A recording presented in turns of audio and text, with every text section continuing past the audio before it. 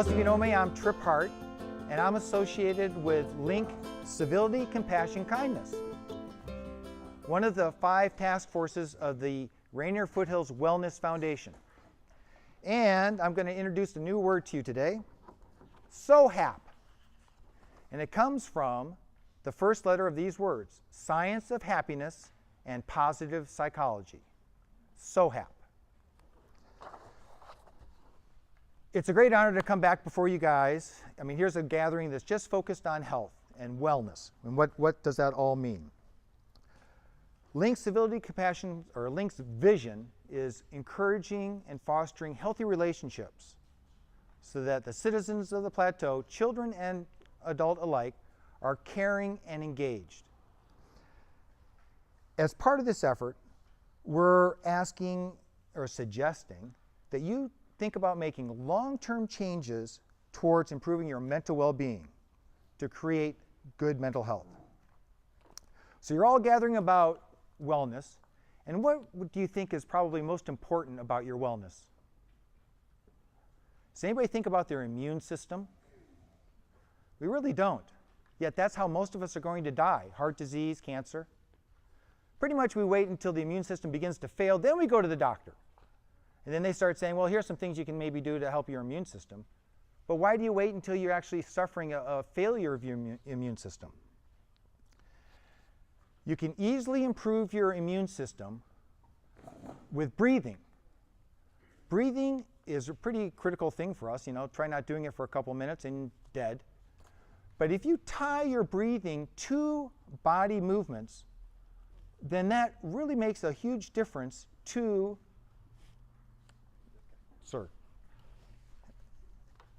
It makes a huge difference to your immune system. So, what can you do to tie your body and breath? You guys have seen Tai Chi, right? Lots of people think, oh, that's kind of silly. We can all do that. Why do I need to do that? Well, you're not really seeing the fact that it's breathe in, breathe out. That's pretty easy to do too, right? We could all do it. How many of us are actually doing that? How many of us actually tie our breath to a body movement, a repeated physical activity tied to your breath that strengthens your immune system? Swimming. You're not really breathing all the time while you're swimming. You're facing the water. When you bring it out and it's tied to physical activity, a specific rhythm, that strengthens the immune system. Yoga. Yoga has body-breath connections. Even running or even just a brisk walk really ties breathing to body movement. All of those are good for your immune system, but I'm not an immunologist, so we're not going to go farther with that. So what else plagues our community? How about obesity? That's an easy one. Here is a can of lemonade, right? Mix it with a little bit of water, and you get lemonade. You drink it, you're drinking corn. Now, the word corn, there's no picture of a corn here, and the word corn is like 1/20th the size of the word lemonade, but there's more corn in there than lemonade, than lemons. There's actually more corn in this than water. Why doesn't the Coca-Cola company tell you that? Is that a misrepresentation? It's kind of odd that that would happen. But it's not just corn, it's corn syrup. And it's not just corn syrup, it's fructose corn syrup. And it's not just fructose corn syrup, it's high fructose corn syrup. And you'll see that a lot in literature, HFCS. So Coca-Cola has produced another product, Welch's grape juice, right? Drink this, you're drinking grapes? Corn. More corn than grape. And again, the word corn on one of these bottles is about 1/20th the size. It's actually about less than 1,000th of the size of the pictures of the grapes. And there's no pictures of corn here. So why are they making these misrepresentations? The main reason that this has occurred was back in the 70s, they were able to take corn starch, add some enzymes, change some of that glucose to fructose, combine some of that fructose and glucose together, and voila, high fructose corn syrup. Fructose is the sweetest of the carbohydrates. And when you add the glucose and fructose together, it's amazing. And it's cheap. So these guys, what are they concerned about? Your health or making a profit? And what are we concerned about? Back in the 70s, you might remember that there was a huge fad on low fat. And we kind of replaced a lot of fat in our diet with sugars back then, which was just perfect with what the Coca-Cola companies and all the other beverages want to do. When I was a kid, Coca-Cola company lied to me all the time. I drank soda that said 1 calorie on it. Now, kids don't really read the labels, but if you and you saw on the big can, 1 calorie, again, in really, really tiny letters, and if you do a little bit of math, you'll know that there were 2 calories in that can, because technically there's 2 servings in a bottle of Coke. Now, is there a big difference between 1 and 2? 1 extra calorie? No. Is there a big difference in the misrepresentation? Yes. It's like a lie. But 1 calorie sounds way better. They'll sell more. And again, that's what they're concerned about, is selling more, not about what's good for you. You can have talks with your children about alcohol. Say, hey, you really should wait until you're responsible and old enough to really understand the potential dangers of it. The alcohol industry will give to your children images and suggestions that they drink, and they'll do that over 100,000 times before they're 21. Every single day, print media, TV, movies, whatever it might be, a billboard, a few seconds, 1 commercial, every day, a little bit, and that is a very powerful influence on your children. The alcohol industry knows this. Coca-Cola knows this. So is drinking all this high fructose corn syrup a big deal? In 1900, we averaged about 14 grams of fructose in our diet a day. Today, it's 55 grams. Now, is that a big deal? Ask your liver. Glucose and all the other sugars are processed and metabolized by all the cells in your body, not fructose. Fructose is mainly processed in your liver. So, you start off your day with a nice big piece of cantaloupe, and oh yeah, all those tropical fruits are high in fructose, along with apples and pears. For lunch, you might have one of those grape juices. Maybe in the afternoon, you'll have some lemonade. Was there ears of corn in this barbecue picnic? Don't know. But look at what you're having over the whole day. Add up all that. And your liver says, geez, I can handle about 16 grams. Typically for smaller people or women, 12 to 15 grams. Larger bodies, men, 15 to 18 grams of fructose a day. That's what a liver can typically do. And you give it a ton more, and all of a sudden it has to produce other processes to break down that fructose. And over time, if that's done consistently, your liver will tell your body, hey, bad things are happening. Blood cholesterol, your HDL will go down. Your LDLs will go up. Triglycerides, type of fat, goes up. Hey, belly, you want to take on some abdominal obesity? More uric acid is formed. So are you going to be ready for some gout? You should remember that it's kind of odd that in this day and age we don't really know for certain. Clinical studies are kind of around the board on this. Higher intakes of fructose are associated with these conditions, but clinical trials have yet to show it causes them. So I do want to say that. But look at what pediatricians do for young children. They have particular concern about apple and pear juices. High concentrations of free fructose, and that can cause diarrhea in children. A medium apple has 12 grams of fructose. A big one, maybe 20. So remember old Ben Franklin, an apple a day? Now that's not completely fair to say to him because he had inherited fructose intolerance. But did that extra apple a day help lead to his death? He died of gout.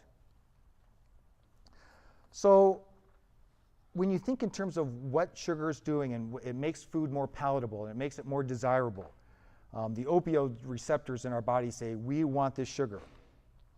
So what do we really want? Yeah, the good stuff. Coca-Cola. Again, first ingredient, you think this is cola? No, it's corn. No pictures of corn here. But this is the big misrepresentation that Coca-Cola company is now doing to all of us and our children. Open this and you get happiness. We've seen it in all their commercials, right? You go in front of especially in TV, print, especially when you go to the movie theaters, when they've got pictures of corn, popcorn, plus also the Coke, and it's like streaming down your throat, just begging you to buy it, right? And they all associate happiness with it. Now, is that just harmless media? In preparing this talk on the science of happiness and positive psychology, I heard that the Today Show was having a program on the science of happiness. So I thought, okay, I'll watch that. The very first episode, they said to get happy, quit your job and sail around the world. Well, that's rubbish. I mean, how ridiculous is that? And it was really incredibly unbelievable that they'd say it. But again, they're concerned about their advertising dollars, their commercials. What's entertaining to say versus what's really the truth. So if I was listening to the Coca-Cola company or the Today Show, I'd either be dead in the middle of the Pacific or overweight, right? I'm not going to be happy. So why is it that we don't really think about happiness that much? It's because we think that obtaining certain things will bring us happiness. We're more concerned about a nice house, toys like a boat, good income. And we think if we get those things, we'll get happy. Those can bring short-term relief for happiness, the gain of happiness, but for long-term it doesn't. Because it's kind of odd. You get to a certain level, you get used to it. And all of a sudden the boundary gets pushed out a little bit more. And it's kind of like, well, house is nice, but there's nicer neighborhoods. Boat's good, but bigger boat. I could use more friends on Facebook, than what I have right now. It's called the hedonic adaptation, getting used to what you have and always wanting more. So the odd thing is the reverse is true. If you work on your happiness, those things will come. Actually focusing on happiness and working proactively towards that, those other items will come in your life. Unfortunately, the scientific community has only recently studied this. I mean, psychiatrists, psychologists for hundreds of years now have studied the negative side of the curve. They'll study depression, anxiety, bipolar. What kind of drug regimen or therapeutic counseling will help solve that. Now, if you have a severe mental illness, that's critical. Those services are wonderful and they're needed. But as part of those services, they will also suggest to you 5 practices. Why not incorporate those 5 practices into your life now? To get, not just to pull yourself from ill mental health, but to move yourself to great mental health, to vibrant well-being. There are really 3 things you need to get there, to get that great mental health and a sense of vibrant well-being. You first need a healthy brain. Secondly, a giving spirit. And lastly, a positive outlook. So, a healthy brain. Think of your brain as just another part of body tissue. Your heart, your lungs, your muscles, your bones, they need intense workouts. Intense physical workouts help the brain. Cardio and weightlifting are incredibly beneficial to the brain. In fact, weightlifting is, in one study, is suggested to be more beneficial than cardio, even though they're both important. That real strain where you're pushing blood up there, and you get cardio and get lots of oxygen in that blood and push that up there, that's really important for the brain. But nobody thinks about that.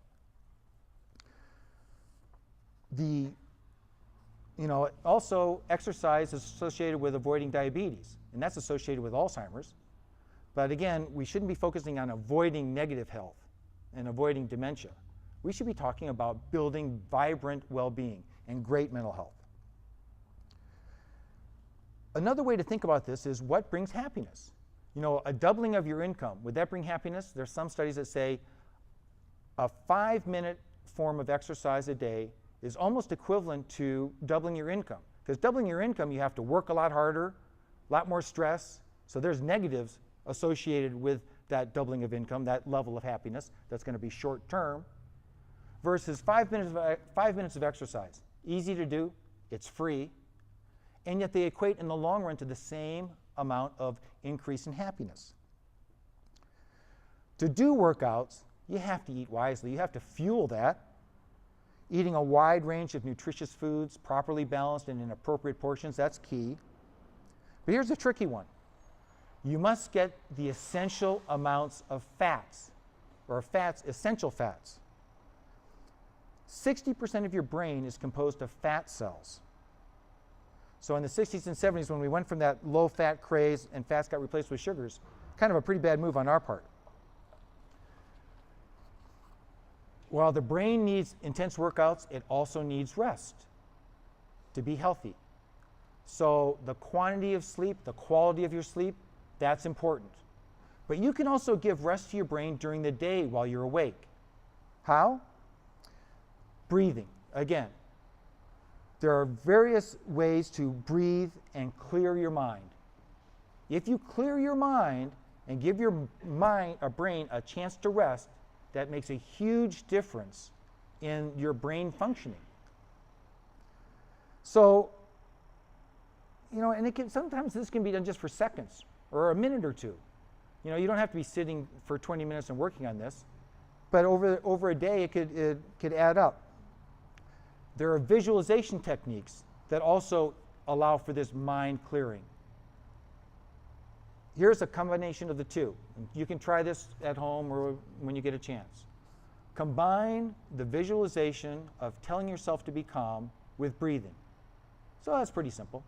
Take several cleansing breaths, deep breaths, and then for the next several breaths, on the in-breath, just tell yourself, I am. On the out-breath, calm. I am calm. And I like to do the breathing in through the nose and out through the mouth. Try that several times. See the difference in your body, your shoulders, the relaxation that happens to your body. Your body actually listens to your brain. But how often does your brain actually talk to the body? That's a simple process. Just try it. What happens when you quiet your brain? And we're often trying to think in terms of, can you have a sole focus and bringing peace and quiet to the brain, just focusing on that. First of all, there are amazing physical health benefits. Increased immune system, lower cholesterol levels, decreased blood pressure and hypertension, decreased general pain of the body. Now, drugs can do that, and the drug companies who make money off of making sure that you use drugs would benefit from that. But if you can accomplish that without drugs, why not? Just for a little bit of breathing, a few minutes a day. There's mental and emotional benefits. It increases positive emotions, improves your ability to regulate your emotions, decreases depression and anxiety, reduces stress, and here's a good one, it increases your focus and attention. When you have your brain focusing on one thing, then that is pretty much an important concept. Because when you can focus on one thing and get into the flow of doing one thing, you achieve much greater results without being distracted. Well, how do you ever practice that? If these breathing and visualization techniques can have your brain focus on one thing, that's a good way to practice that, and we never do that. So a healthy brain needs two things, and they're both very doable, very easy. Physical workouts with appropriate nutrients, fueling that endeavor, and good rest, both at night and during the day. A giving spirit. A giving spirit has also two things that you can create for yourself, a giving spirit. We're we're really designed to be kind to our fellow human beings. And acting kind and expressing gratitudes for the joys in your life are two ways that you can create a giving spirit. So we're really social creatures, have a strong inner desire for meaningful relationships with others and to be a part of the community. Happiest people are generally considered the most socially productive because they spend time on their relationships and their time of trying to be engaged in the community. Link participated with the schools, with White River and the Enumclaw Black Diamond School District with Rachel's Challenge. You might remember that a few years ago. Trying to just think about yourself doing an act of kindness or seeing somebody else do an act of kindness and just writing it down brings it to the front of your head. Hey, there was an act of kindness. And just thinking, well, why couldn't I do that? Or celebrate the fact that you did do an act of kindness. When you have an act of kindness, that altruism to strangers or friends, it really creates an inner peace. It's really considered the most powerful way to increase your short-term feelings of happiness, just random acts of kindness. We can increase children's feelings of happiness and well-being and reduce bullying and improve their friendships by just teaching them to be givers of kindness. Helping a neighbor, volunteer, donating services or goods or money, filling in for a coworker when they need a shift break, helping somebody drive somewhere, listening to somebody attentively, just being kind to someone. It's not a big deal. Paying it forward.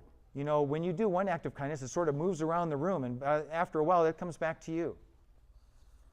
Gratitude, the second way to build spirit. Contemplate a source of gratitude and then provide an outlet to express that thought of thanks.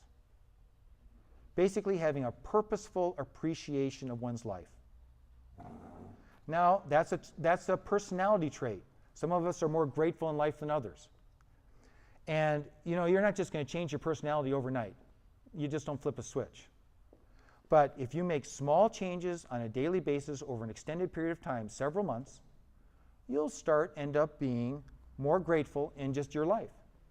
And you'll actually be changing your personality. Gratitude. It makes us nicer people. It's more, we're considered more trusting, more social, more appreciative. It helps develop those deep relationships and improve them and make more of them. How can you express gratitude?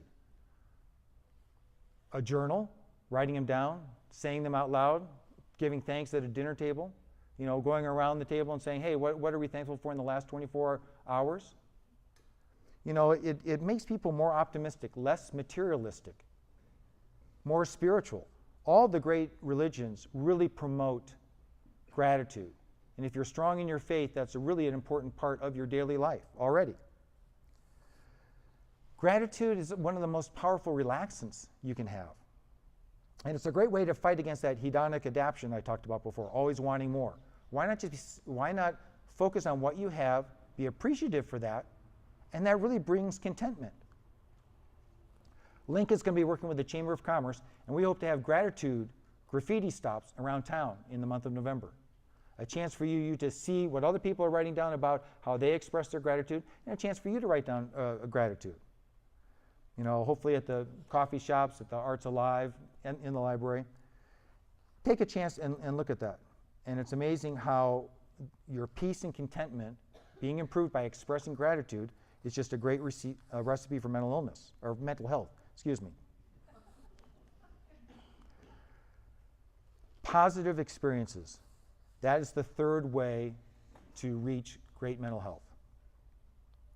When you face decisions in life, a lot of them are based on a potential positive way of doing it or a negative way of doing it.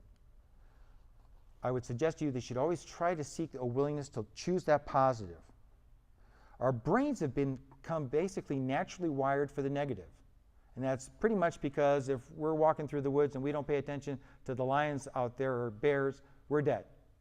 So we're always thinking, am I going to live through this day? But, and it seems like almost three positive experiences offset one negative one. Like schools now, if they have to make a negative comment to somebody, they'll try to couch that and surround it with 5 positive ones. because they know that's how to get to somebody, that they can't just be negative. Your long-term happiness is really determined by how your brain processes the world you see. It's like an interpretation of reality actually changes the experience of that reality. So you can improve your mental health with just a positive outlook on life. Hope and optimism, that fuels performance and changes the lens of how you perceive the world. Imagine kids going to school. Do they see that as a chore? If they see it as a chore, it's going to bring stress to them, anxiety. If they see it as a privilege, and they want to go there, and they want to do great, you know, if they do poorly on a test, it's okay, I'll do better. I'll study where I failed, versus, oh, geez, that test, that teacher was unfair, I didn't have time. We have too much testing. Again, what's the outlook that they take with them? What's that attitude? And how will that change how they go through that experience? Focus on positive triggers. Maybe start your day off with a positive event. Go to a window and just think about your blessings for a minute. Just start your day off with a positive. Stop and smell the roses. Stop is the majorative word. You don't just pass by a rose and say, oh, that smells good. Did you stop for a second? Why not a few seconds? Why not a minute? Why don't you take some time for fun? You see a kid zealously playing in a puddle? Well, you're just going to pass them by? Take a minute. Why not enjoy a bit of life? Add 15 minutes purposely of fun in your life. Try to find 3 extra smiles in a day. All of that positive way of meaning life will make a difference. Develop deep connections with other people who are positive. You know, there's some people around who just like to dump on others their anger, frustration, disappointments. Well, wish them well, move on. Focus on the positives. So, there are 5 things that you can do. It's a plan. This is a process. Nothing happens overnight. And there's no need to make massive changes. Small daily acts is the plan. That's the key. Just like those advertisements. A little bit every day will make the huge difference. Because those little acts compound. Over time they intensify. You don't even see it happening. And all of a sudden, your mental health is improved. We're all doing bits and pieces of this, right? The question is are you doing it every day? And maybe could you do a little bit more of one of those 5 practices? And you know, it's not like worrying about creating a master plan. How am I going to do this for the rest of my life? Don't worry about that. Just plan for that first day. That first day that you're going to take on a new habit, a new practice. And then once you do it on a daily basis, just 4 weeks, one day at a time, just a little bit. And what that does is it takes it from your conscious mind, which is what we kind of think about. You know, I've got several thoughts going through my brain right now. And do it every day, it becomes part of your subconscious. Your conscious mind turns off, forgets things. Your subconscious mind always works, never forgets. So when you react to a particular choice, you might have an automatic reaction. You don't even have to think. Oh yeah, there's somebody in need. Oh yeah, I could take a few seconds of breath here. Oh yeah, this, you know, how about being grateful and thanking somebody for helping me out in life? You know, once it becomes automatic, then it becomes a habit. And that's really the goal. Make habits of this. It's not hard work. It's a little bit of work. You have to be a little bit proactive in the beginning. But once you've done it for 4 weeks, that's what happens. You can have an everyday SoHapp, and our communities can have an everyday SoHapp if you think logically how to do it. So we're going to propose that you think about gratitude for the month of November. Just think how you could be a little bit more grateful and have expressions of gratitude every day for the month of November. You got Thanksgiving, that's easy. Again, just a little bit every day. Then come December. And what we hope to do is the week before each month, we're going to come out through on the Rainier Foothills Wellness Foundation's website and through other media. We'll have like a 1-page, hey, here's a way to express gratitude. Here's maybe why and how to do it. So each month, each of the 5 months, we'll have this little blurb come out. So December, well, holiday spirits, positive activities, you know, Can you find ways to, over those 4 weeks, every day, try to bring in something positive? Start your day with a positive. Spend a little bit more time on the positive, thinking about making a choice and choosing the positive versus the negative one. January, clearing the mind. Here you're going to focus, maybe for the rest of your life perhaps, but spend the month of January thinking of ways to help clear the mind, quiet the chatter. We get so much stimulus that wouldn't it be nice to just take a walk in the woods without your cell phone and nobody to talk to, and you just listen to the sound of your feet hitting the ground? What would that do to your mental health if you could do that on a daily basis? February, which has the week of kindness, also has Valentine's Day. Pretty easy month to think in terms of doing random acts of kindness. 3 a day. Try to just push yourself every single day for the month of February to do an act of kindness. Make it become part of your habit, your culture. In March, that physical wellness, that healthy brain, physical activity with nutrients. Make that a part of your everyday life. Some people are already working out every day. Some people have really good nutritional food intake habits. But that might be a month where you could focus on, hey, today I'm really going to maybe try to not take so much sugar into my diet. Did I get those essential fats that are necessary? Am I actually physically active today? Just a little bit. Doesn't have to be huge. We can't all run marathons. If we tried to, we'd be hurting ourselves.